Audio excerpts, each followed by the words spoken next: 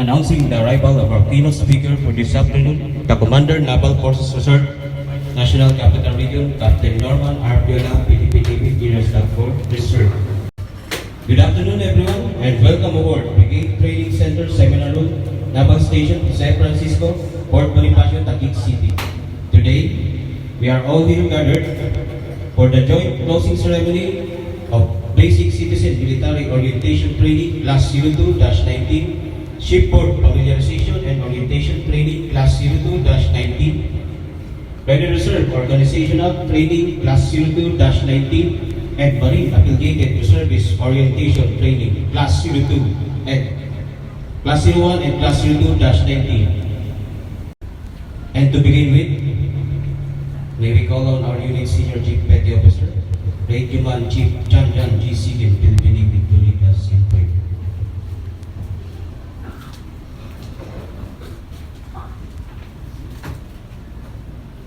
Our help is in the name of the Lord, who made heaven and earth. Let us pray. Almighty, merciful God, our Father, our Creator, we praise your greatness and holiness.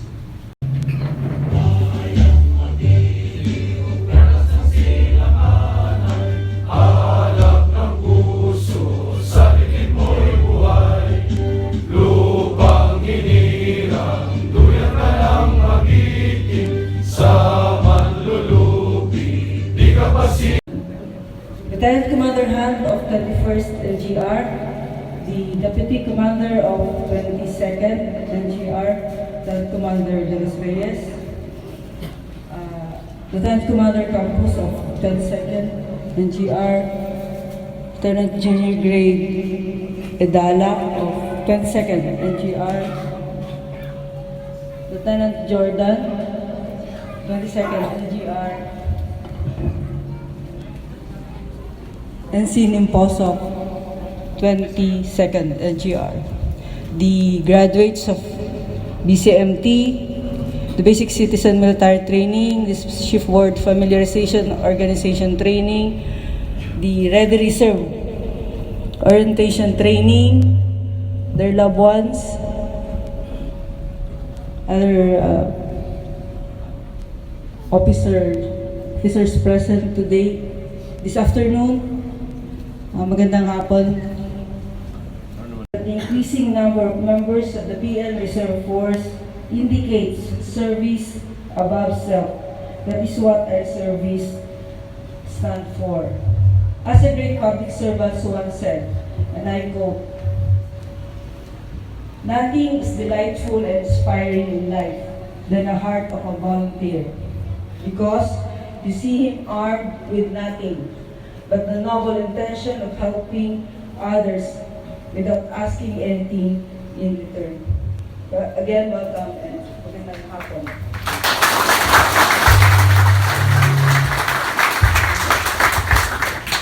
Thank you very much, ma'am, for that very warm welcome.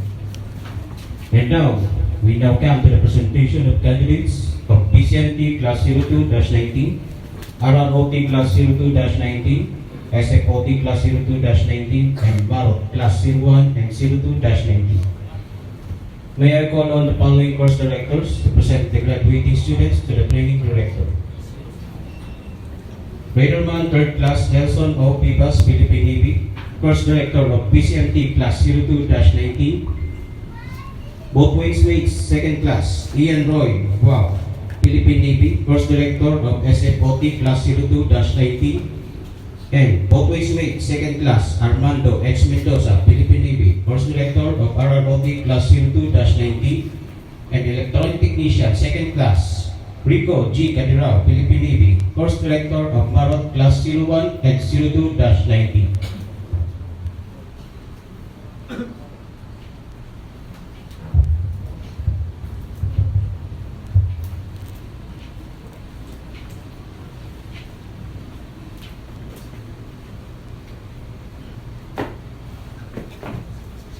Rise! SFOT slash rise! MAROT Class 01 and Class 02. Class right!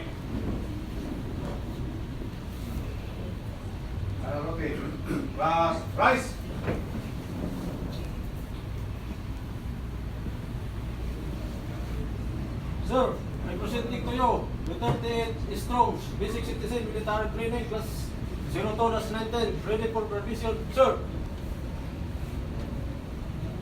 Sir, I present to you 22 strong students of shipboard familiarization and orientation training ready for graduation, sir.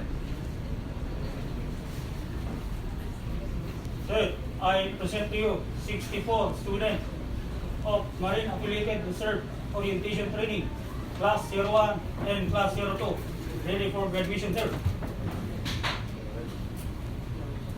Presenting to you, sir, I present to you 30 strong students of Red Reserve Organizational Training Class 02-19 ready for graduation, sir.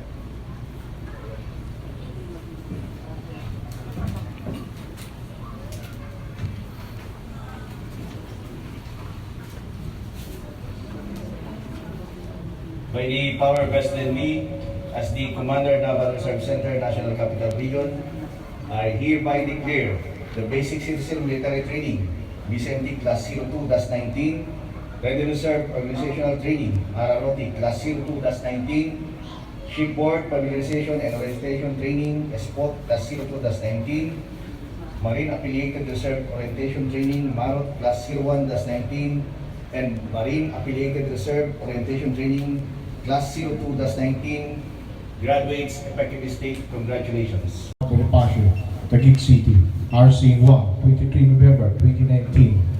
Special Orders Number 102, Paragraph 1. Following name participant after having been completed the prescribed program of instruction of Basic Citizen Military Training Class 02-19 conducted from 22 September 2019 to 23 November 2019 at Headquarters, Naval Reserve Center, National Capital Region, Naval Station, San Francisco, Port Bonifacio, Taguig City, are hereby declared graduates and awarded a certificate of completion effective this date. The graduates: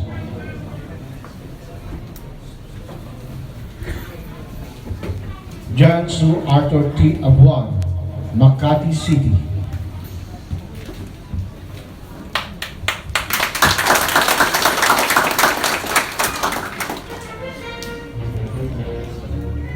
John Gray D. Albay, Makati City.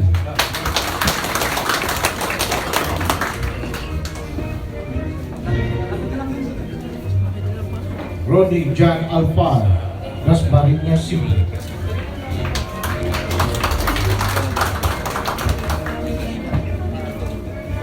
Rodney C. Baro, Quezon City.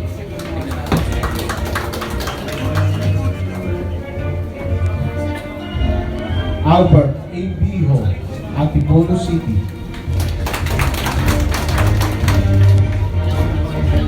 Ernest T. Kagiwa, Maykawayan City.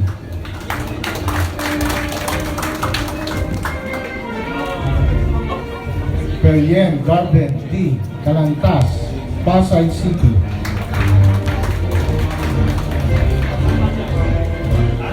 Juanito T. Canizares, Taguig City.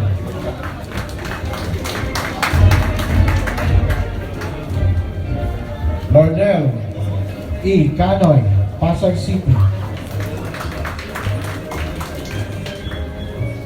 Jenny Lynn C. Kayabya, Taguig City.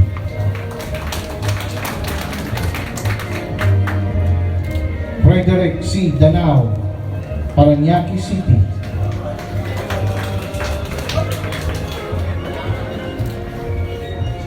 Rizar D. Dapar, Bacoor, Cavite.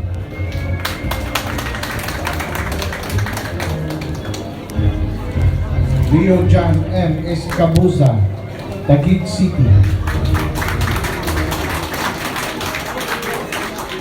Alexander C. Pajardo, Bacoor City.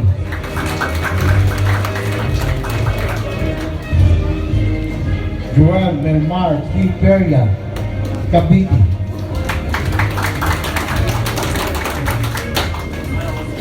Albert M. Gelua, Las Piñas City.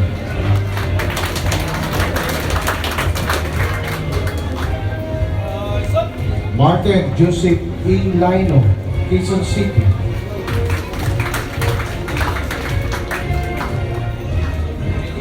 Leo Johnson Lim, San Juan.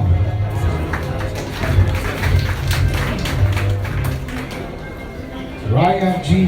Lumanaw, Quezon City.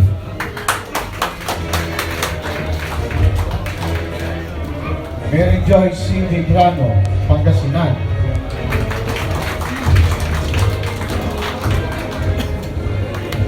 Dondon N. Melgar, Caloocan City.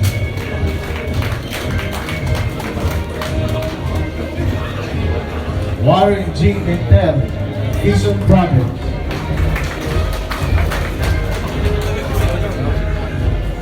Edwin M. Montiaque, Taguig City.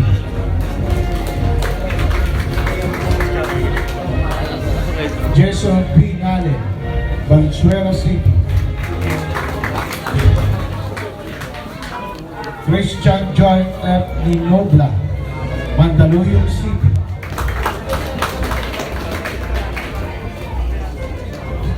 Marisa G. Paloma, Taguig City. Adnan Isa Poha, Antipolo City.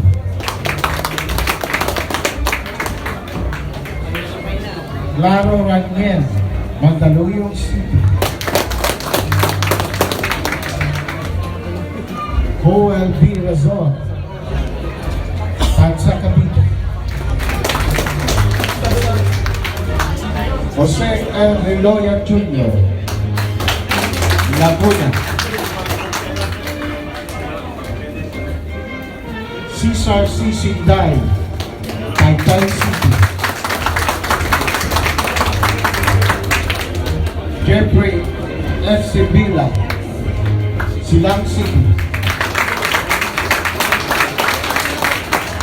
Marlon S. Johnson, Bulacan. Carol In Uy, Valenzuela City. Fernando C. Valdez Jr., Rizal.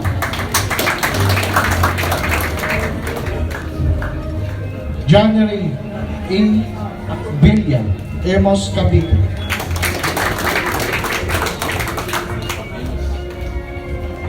Francis Jesuit, Beben Tudazo, Cavite.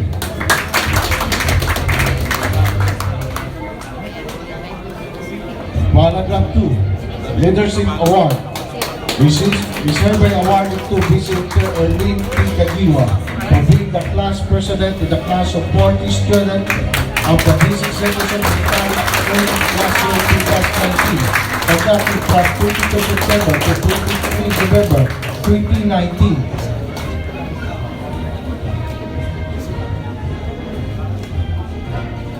Certificate of Merit. Reserved by awarded to BCMT Erlene P. Cagiwa for garnering the highest grade of aptitude with the average grade of 91.19% in the class of 40. Student of Basic Citizen Military Training Class Year 2019, conducted from 22 September to 23 November 2019.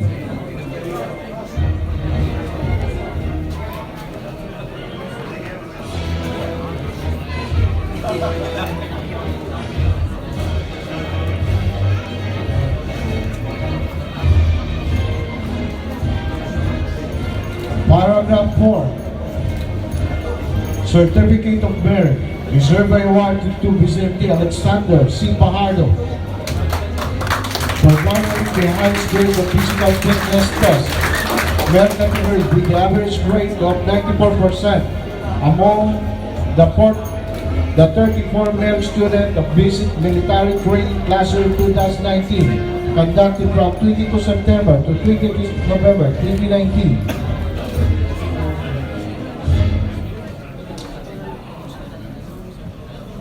Paragraph 5. Certificate of Merit. Reserved by awarded to BCMT Marisa Jean Paloma for garnering the highest grade of physical fitness test, 3T female category with an average grade of 75.3% among the 6 female students of basic military training class 02-19 conducted from 22 September to 23 November 2019.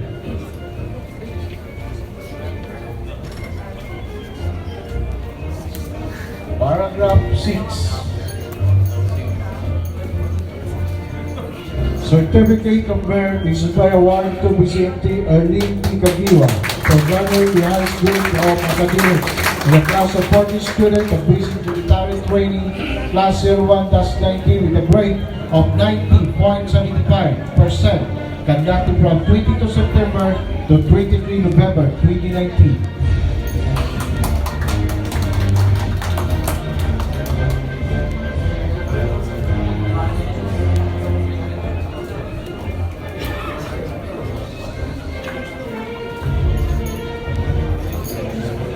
Paragraph 7. Certificate of Merit issued by awarding to BCMT Leo Chan C. Lee for graduating number 3 in the class of 40 students of basic military training class 02-19 with a grade of 84.46% conducted from 22 September to 23 November 2019.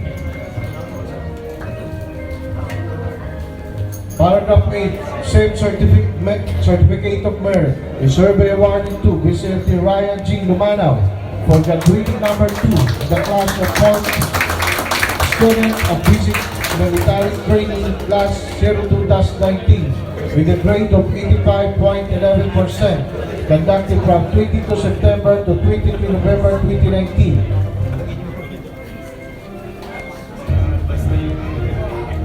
Paragraph 9. Certificate of Distinction is hereby awarded to BCMT Erling P. Kagiwa for graduating number 1 in the class of 40 students of the basic military training class 02-19 with a grade of 89.56%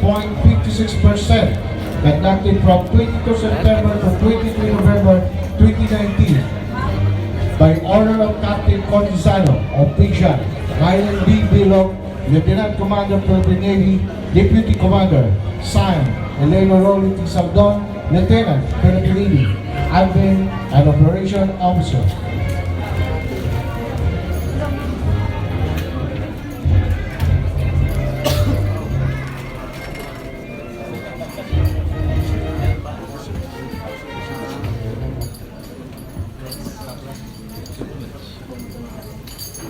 Special Order Number 100, Paragraph 1. Following Naval Service Officer and enlisted personnel after completing the prescribed program of instruction of SFOT, familiarization and orientation training, class 02-19, conducted from 05 October to 23 November 2019, are hereby declared graduates and awarded certificate of completion effective this date. The graduates. This certificate will be received by Lieutenant Commander Carlo S. Marcelo Odas 149158, Philippine Navy Reserve.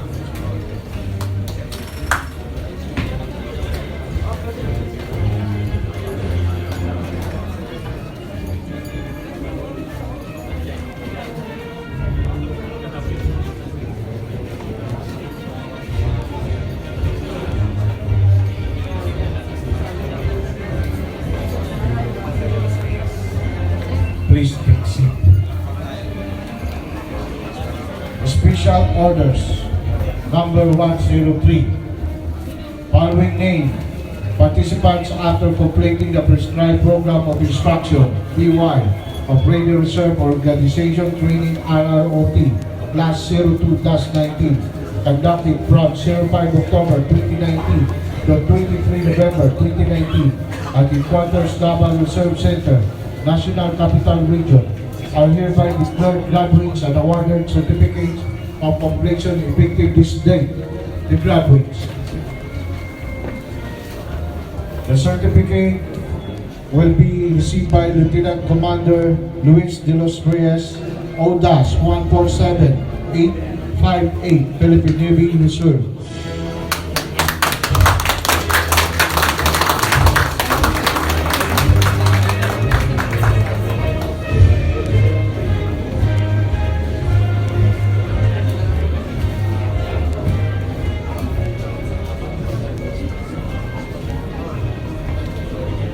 Special Order number 1998. Following name, reservists, enlisted personnel, after completing the prescribed program of instruction of Maritime Affiliated Orientation Training Class 01-19, conducted from 05 October 2019 to 23 November 2019. I hereby declare graduates and awarded certificate of completion effective this date. The graduates. The symbolic certificates will be received by Sergeant Ronald P. Labis, ML-A19-00003, Philippine Navy Marines Reserve.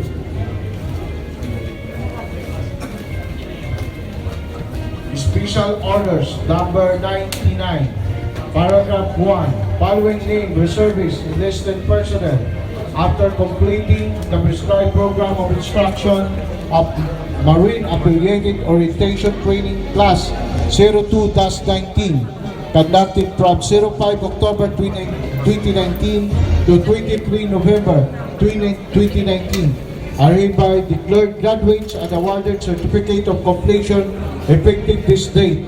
The graduates. The symbolic certificates will be received by Sergeant Mervyn L. Buenaventura, CV-A19-00005, Philippine Navy Marines Reserve.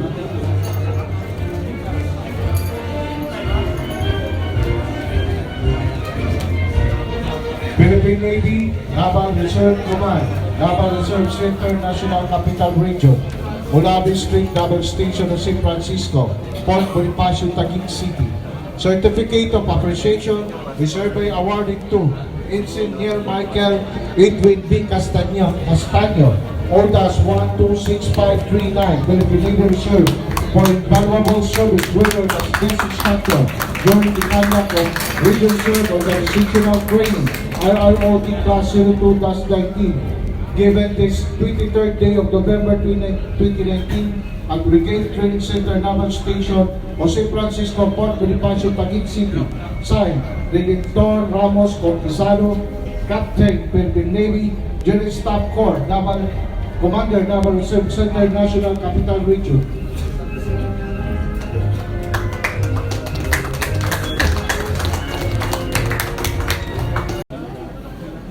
May we call on Peter Gross, Mary East Galapon, ML-T19-079932, Philippine Navy Reserve, NFR NCR, NRCN NCR. Peter Enrico Rafael Q. Nasino, ML-T19-079934, Philippine Navy Reserve, NFR NCR, NRCN NCR. Peter Leonard Ranger T. Lancero Bisigan, CV-T19-079943, Philippine Navy Reserve, at Peter Clipperson Semidosa, BUT T19-079946, Philippine Navy Reserve. We will request the parents and their dependents to please assist our keynote speaker, Captain Norman Biola, Philippine Navy, General Staff Corps, MNSA.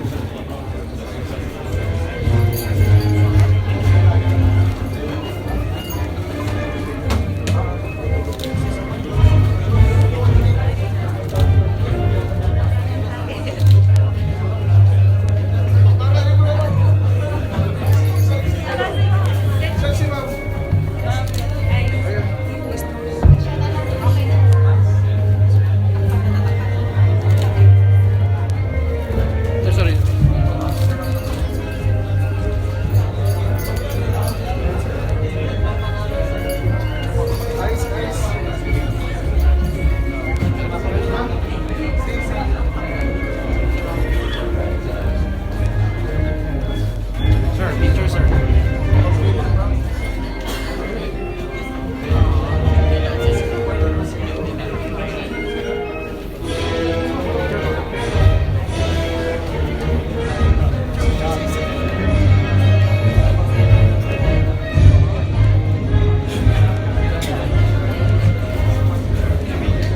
Thank you very much.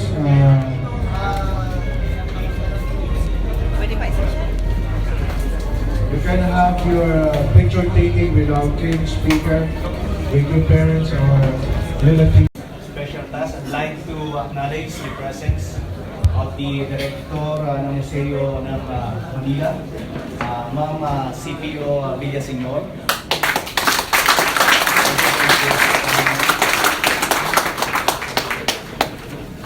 To the graduates of this afternoon activity, congratulations. It is an honor and privilege to introduce to you our keynote speaker for today's activity. He is a graduate of Bachelor of Science in Economics in 1988 at the University of the Philippines, Diliman, Master in Business Administration in 1993 at the LaSalle University, Capt, Manila, International Strategic Management in 2002 at the Ateneo de Manila University. He took up General Staff course in 2013 with his thesis as the Commandant's Paper, Service Outsourcing, a Critical Solution to Sustainable Naval Shipyard Operations. A recipient of the Non-Resident Instruction Award, the ARP Command and General Staff College. He finished his Master in National Security Administration in 2010 at the National Defense College of the Philippines, ranking with the thesis Supply Chain Innovation and the Cooperatives, a powerful combination of synergy and scale aimed at elevating human capital in security from poverty. Recipient of the Leadership Award, Academic Merit Award, Pre-Commission Leadership Award. A management practitioner by profession, with 31 years of multi-industry experience in banking and finance, healthcare, education, manufacturing, consumer goods distribution, property management, and maritime industries. A volunteer by choice, having been with the AFP Reserve Force since 1988. Currently, a commissioned officer with the Philippine Navy with specialization in finance, logistics, and Naval Sea System Engineering.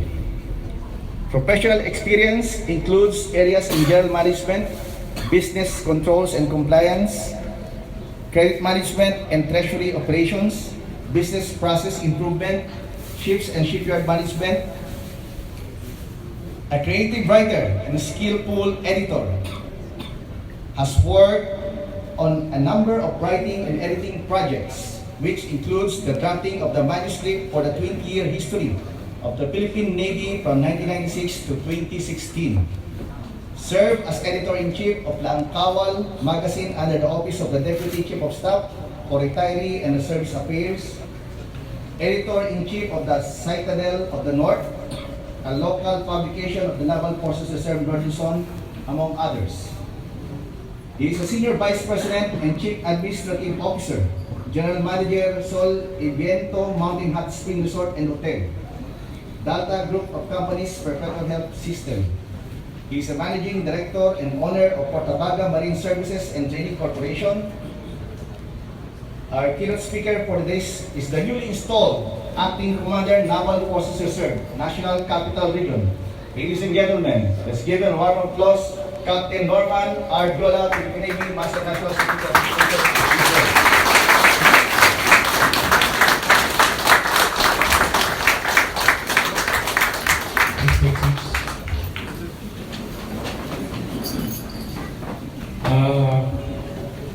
Thank you very much, Captain Cortesano, for the very generous introduction. Very humbling to Lieutenant Commander Bilo, to my fellow Reserve Force personnel, officers and enlisted men, officers and men of Naval Reserve Center, Northern Luzon, the graduates, most of all, and the families of the graduates. Magandang hapon po sa inyong lahat. Napakaswerte ko po because today is my first official activity here at Naval Reserve Center, Northern Luzon. NCR, sorry. Nasanay kasi since 2013, I was with Northern Luzon. I've been with Northern Luzon since that time, and I had the opportunity of working with Captain Cortesano while he was the Naval Reserve Center Commander of Northern Luzon. So ipagpaumanin po, masasanay din ako. Today I witnessed 154 souls graduate from the Basic Citizen Military Training Course, the Red Reserve Organizational Training, the Shipboard Familiarization and Orientation Training, and Marine Affiliated Reserve Orientation Training. Ito pong mga courses na ito are the foundations for your service to the Philippine Navy and to the country. Malaking bagay ang inyong presence dito sa Reserve Force. Earlier, Lieutenant Commander Gilo quoted a phrase na yung volunteers kakaiba because you have the heart, and that is something that not all citizens of the Republic has. The mere fact that you volunteered your precious time today and the past days to become part of the Philippine Navy, yung sa mga nag-BCMT, and dun sa mga nag-MAROT, SFOT, and RROT, tells much about yung inyong desire to continue equipping yourselves, further enhancing your skills, not for personal gain, because I can assure you, yung mga magulang po at mga kamag-anak ng mga kapwa po natin Reserve Force personnel, I can assure you that they will not get anything from the service sa Reserve Force except the feeling of satisfaction and fulfillment. Gusto ko pong sabihin nakakaawa sila from the point of view of a commercial manager, but no, hats off ako sa inyong lahat because I know how it is to become a member of the Reserve Force.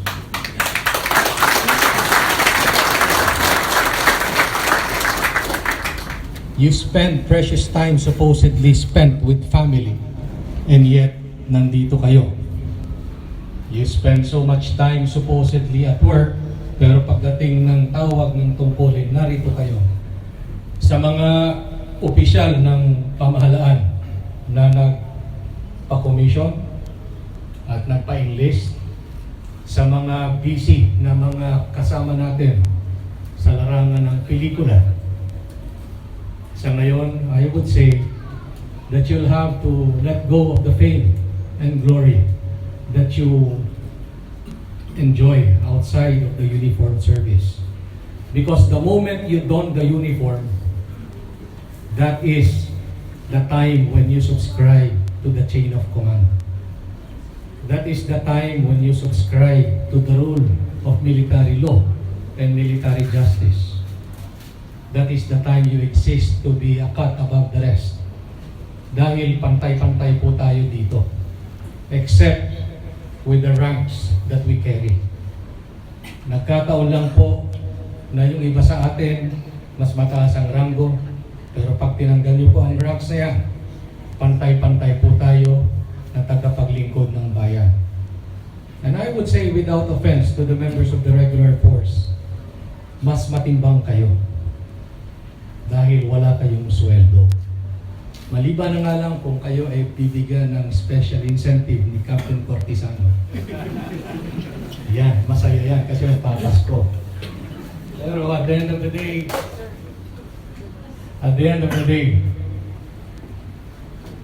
I can only see the happy faces of people in front of me who are willing to serve, give more than what they can.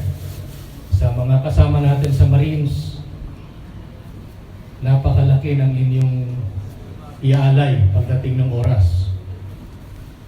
Sa mga kasama namin sa Navy, sa sailors, malaki na ng inyong iaambag upang patatagin ang ating Philippine Navy. Sa ngayon, ang ating Philippine Navy ay tuloy-tuloy ang pag-tap sa resources ng Reserve Force.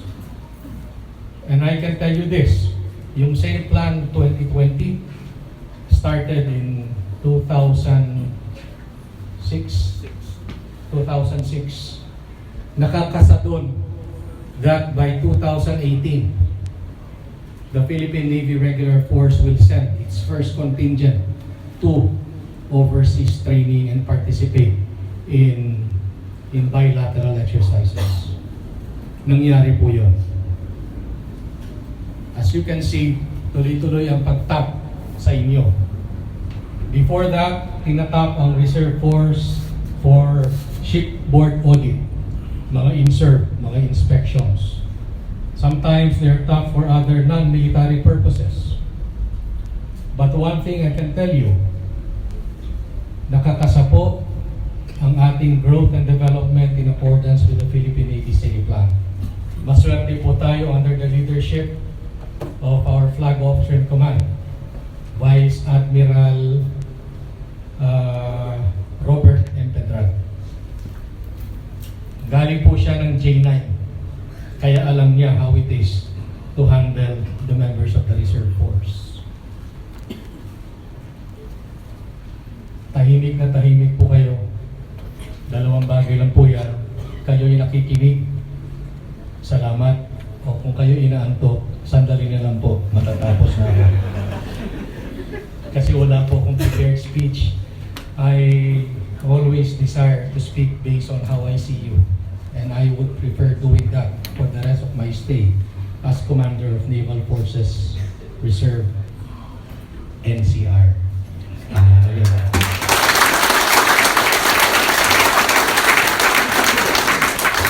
Sabi ko sa inyo, masasanay din ako eh. So without much ado, I would like to thank all of you again, my fellow members of the Reserve Force, for pursuing additional courses such as RROT, MAROT, and SFOT. And for those who are newly minted members of the Reserve Force, lalong-lalo na dun sa valedictorian nyo na pumakyang ng maraming medal na akala mo high school graduate, congratulations.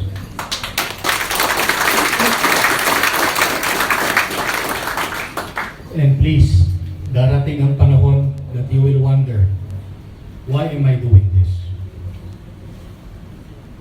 When that day comes, think about today sa mga BCMT and think about yung mga graduate ngayon that you are doing this, not for yourself, but for the people around you and for your family.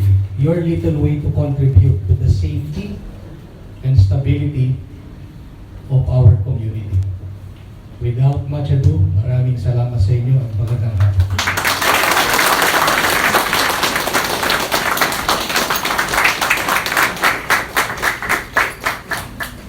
Thank you very much, sir, for that insight and encouragement to everyone present today.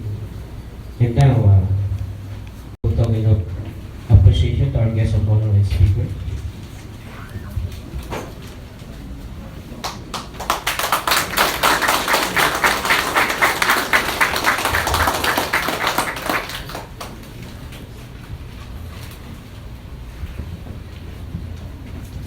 And now, let us all sing with pride the Philippine Navy hymn.